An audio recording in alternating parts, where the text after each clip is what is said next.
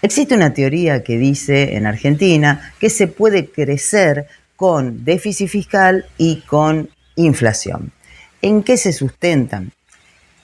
En realidad en la parte de déficit fiscal, porque la mayoría de los países tiene déficit fiscal, según lo podés ver en esta tabla, pero la realidad es que esos países, si bien tienen déficit fiscal, no tienen una inflación a los niveles que tiene Argentina.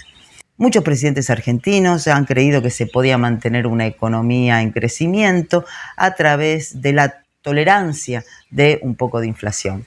Ese fue el caso que vamos a analizar hoy del Alfonsín de Bernardo Grinspoon, ¿no? O sea, de la primer parte de su presidencia.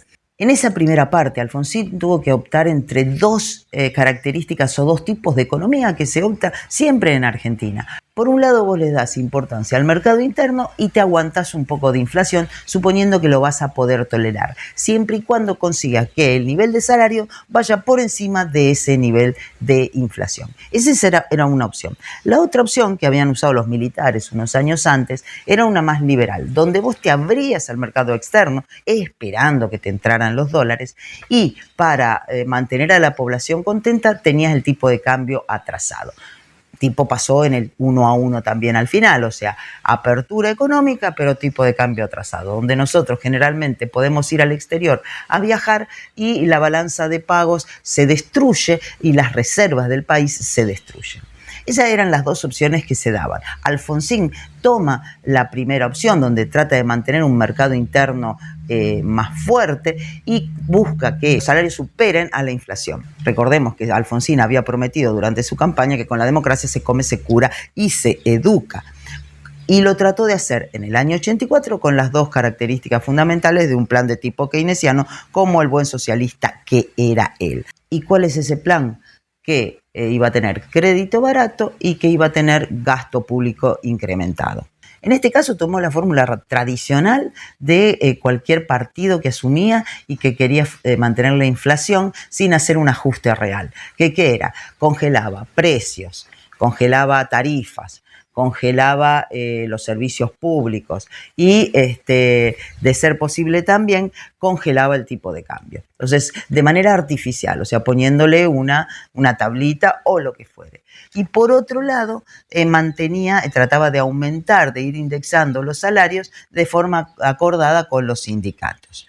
En el caso de Alfonsín puntualmente, él hablando del Come, Cura y Educa, en el Come puso el Plan Alimentario Nacional, que era una caja que se repartía a todas las personas que tuvieran necesidades económicas. Luego también llevó adelante el Plan Nacional de Alfabetización, con eso y por supuesto la universidad gratuita, la apertura universitaria que se hizo en la época de Alfonsín. Y en el tema de Secura, llevó adelante el Seguro Nacional de Salud, tratando de cumplir con sus 3 promesas de campaña. La realidad es que en el año 84 los precios no se mantenían congelados de acuerdo a una ley que vos tengas que poner. Nosotros ya sabemos en Argentina que no se pueden mantener los precios congelados de manera por una ley, por un decreto, por un papelito que diga acá el precio se tiene que mantener. Entonces, más temprano que tarde, los precios tienden a subir, con lo cual empieza a perder poder adquisitivo el salario.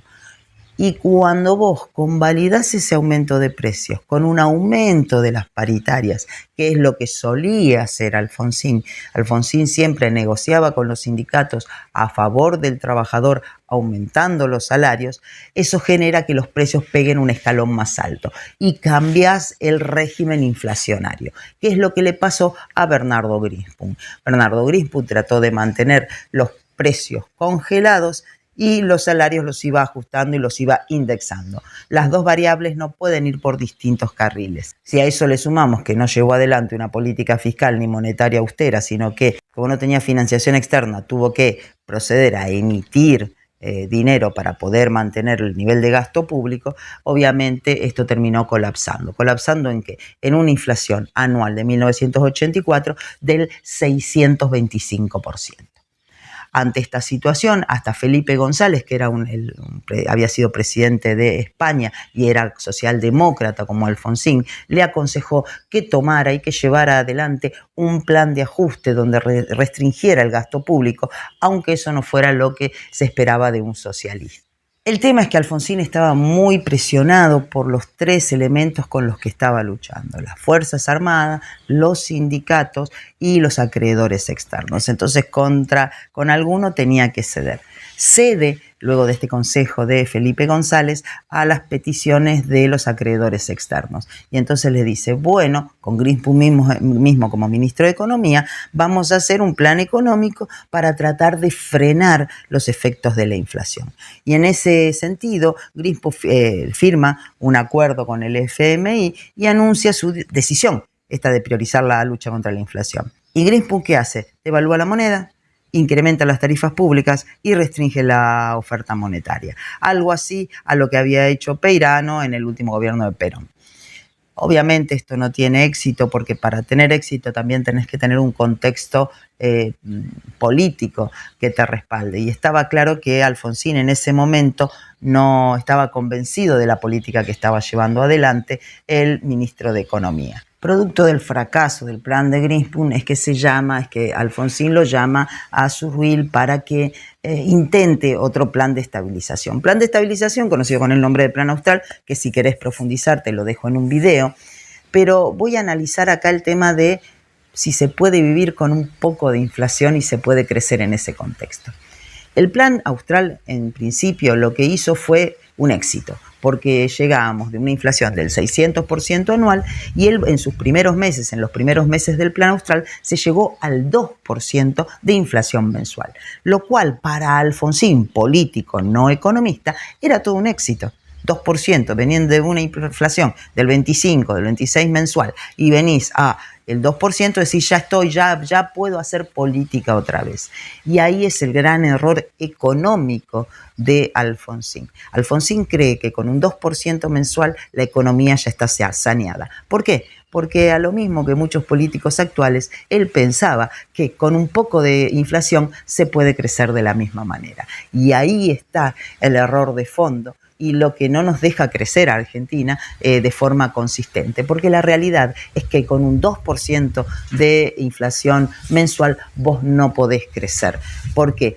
Porque es un mal endémico el tema de la inflación y las economías que crecen tienen inflaciones por debajo de los 2 dígitos. Podríamos seguir con distintos ejemplos de en qué caso un poco de inflación hizo crecer en principio la economía, pero después se termina desbocando. En el caso de Alfonsín se desbocó por un aumento que le dio a una paritaria sindical que hizo que se volviera a desbocar la inflación. Sabemos de ese caso y sabemos de otros casos donde también, producto de esta concepción de que con un poco de inflación se puede llevar adelante una economía, ha hecho fracasar gobiernos completos. Contame tu opinión sobre el tema, decime si se puede vivir o no con un poco de inflación, si una economía puede crecer con un poco de inflación. Te leo y nos estamos viendo en próximos videos. Adiós.